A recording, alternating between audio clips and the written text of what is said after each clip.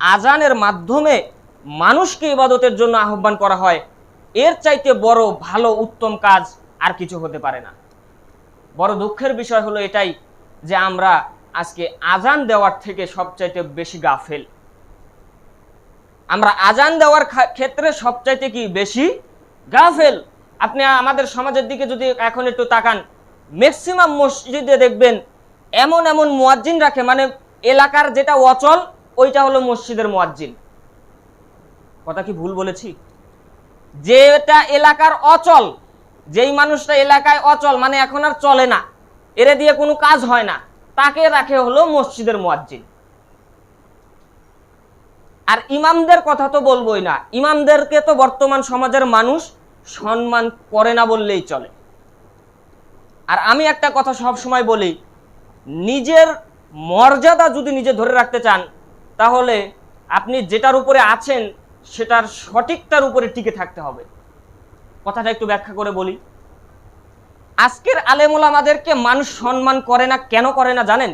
এটা আলেম ওলামার দোষ। আমি বলি, কেননা আলেম ওলামা মানুষের কাছে সস্তা হয়ে গিয়েছে। কেননা মানুষ চায় বাপদাদার ধর্ম, আলেম ওলামাও বাপদাদার ধর্ম মানে।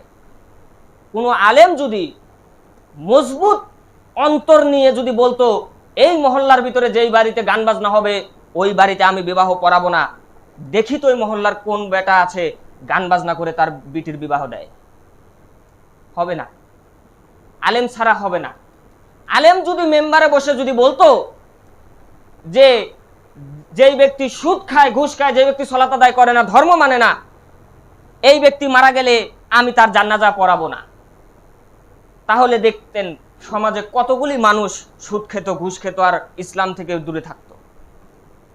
একটা সমাজকে কন্ট্রোল করতে পারে একটা ইমাম, কিন্তু ইমাম করে না বিধায় আজকে ইমামদের মূল্য পায় না, মানুষের কাছে ছোট হয়ে যায়।